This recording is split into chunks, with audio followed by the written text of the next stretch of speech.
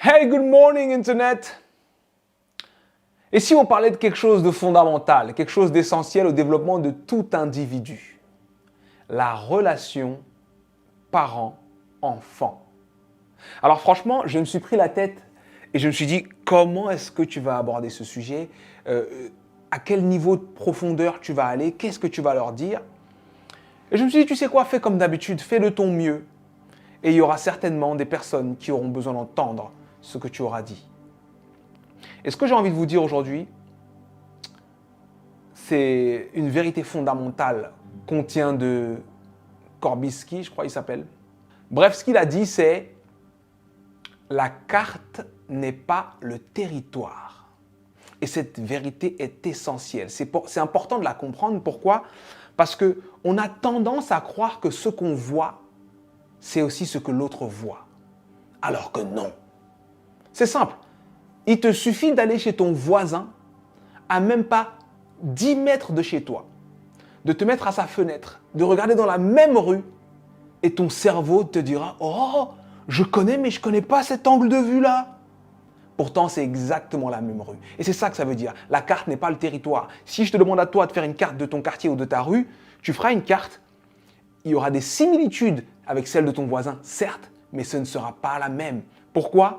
Les endroits importants ne sont pas les mêmes. La façon de visualiser les choses ne sont pas les mêmes. Peut-être la taille ne sera pas la même, l'échelle ne sera pas la même.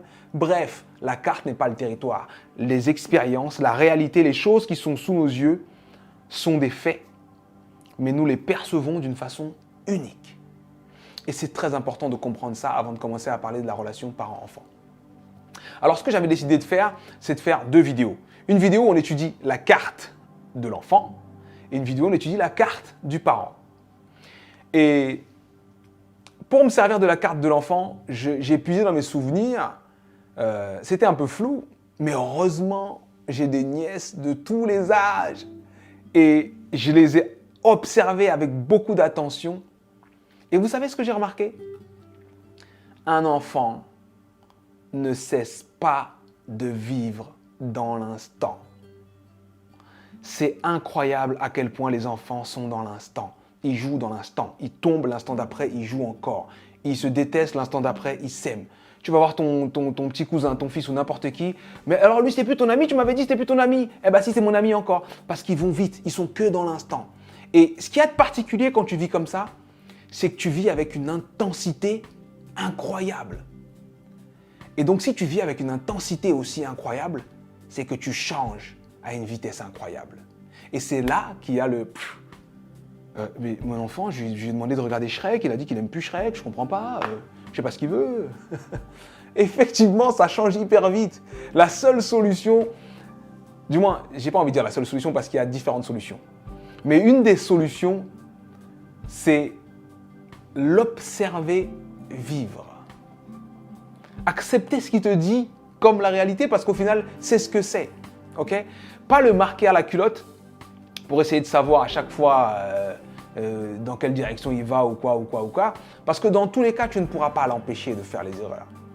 Tout le monde a eu une petite cousine, une nièce, une fille à qui vous avez donné des conseils en disant « Tu sais, il faut vraiment faire attention, hein, l'amour, ça va être difficile. Hein. Si tu ne choisis pas un bon garçon, l'autre garçon, il va te faire mal au cœur et après, vrai. » Elle te dit « Oui, j'ai compris, oui. » Avant les vacances de décembre, chagrin d'amour. Ah, il m'a fait du mal. Il m'a laissé, il est avec Laurie maintenant. Ah. Et là, elle apprend la leçon. Et ça fait mal de voir quelqu'un qu'on aime, surtout un enfant, souffrir. Mais c'est la seule façon dont on apprend réellement. Quand tu as expérimenté ça, tu comprends que, oulala, le feu, ça brûle. Donc, il faut que je sois vigilant. Et en gros, il faut... Mon conseil d'aujourd'hui, donc pour les parents, pour essayer de comprendre la carte de l'enfant, c'est savoir qu'ils sont dans l'instant, ils vont vite, ils se cherchent. Ils ont besoin d'expérimenter, ils ont besoin de faire leur propre choix et pas simplement d'exécuter ce que vous avez prévu pour eux. Parce que les parents sont bienveillants, d'accord? Les parents sont bienveillants, les parents veulent ce qu'il y a de mieux pour leurs enfants. Sauf que, comme on l'a vu un peu plus tôt, la carte n'est pas le territoire. C'est pas parce que tu dis que c'est mieux pour ton enfant que c'est vrai. C'est pas parce que tu dis que c'est safe, donc sécure pour ton enfant, que c'est vrai. La carte n'est pas le territoire. Tu as eu une expérience, tu as vécu des choses, tu as eu des échecs, tu t'es brûlé, tu es tombé. Tu essaies de protéger ton enfant du mieux que tu peux, mais tu ne pourras pas vraiment le cadrer à 100%. Et si tu y arrives, eh ben, tu ne connaîtras plus ton enfant parce qu'il ne sera plus là. Il sera là à combler toutes tes attentes, à te montrer exactement ce que tu veux voir, mais au fond, tu ne sais pas ce qui se passe. Et c'est pour ça que c'est important donc de laisser, même si c'est dur, hein, de la même façon qu'on laisse un enfant marcher, découvrir, il va manger de la terre, il va lécher le sol, il va tomber, il va se blesser. Mais c'est comme ça que ça processe la vie, non? Et ben, je pense que dans cette phase où potentiellement, parce que je pense beaucoup aux adolescents, d'accord? Les messages que j'ai, les personnes avec qui j'ai échangé, c'est des parents d'adolescents ou les adolescents. Donc c'est pour ça que je fais cette vidéo aussi. Je pense notamment aux choix qu'ils vont faire pour leurs études, pour leur carrière, aux hobbies qu'ils décident d'avoir, à tout ce qui est chaîne YouTube, maquillage, tous ces trucs-là. Je pense à tout ça et j'aimerais juste vous rappeler que vous étiez des enfants, vous avez été des adolescents, vous avez décidé à un moment que vous étiez indépendant et suffisamment grand pour faire vos choix et vos parents, eux aussi, sont venus vous donner leur perception de ce qui est bon et ce qui est juste et ce qui est correct et ce qui n'est pas correct. Et à l'époque, vous vous êtes dit, je ne sais pas pourquoi, j'ai beau être grand, j'ai beau être mature, ils continuent à me voir comme un bébé. N'oubliez pas que vous vous êtes dit ça, s'il vous plaît. Et dites-vous que votre enfant se dit peut-être déjà ça. Et dès lors, vous permettrez à l'enfant de s'exprimer, de faire ses choix et de le laisser être, vous aurez une communication réelle avec lui.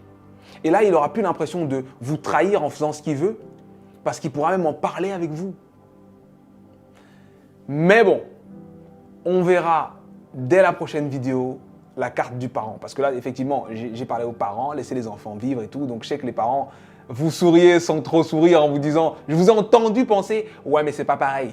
Je vous ai entendu le penser. Mais quand on fera la carte du parent, j'espère qu'on pourra également montrer aux enfants ce qu'il peut y avoir comme bienveillance, comme considération, comme amour et comme besoin de connexion. Cette envie en fait d'être bien avec une personne et de ne pas y parvenir. Je l'ai vécu et puis je sais que c'est complexe. En tout cas, j'espère que ces vidéos vous aideront. Celle-ci, c'est la première. Donc, comment comprendre les plus jeunes. Et la prochaine, c'est comment comprendre les parents. C'était Sudei. J'espère que vous a plu. Si elle vous a plu, partagez-la. Ciao, ciao. Boum.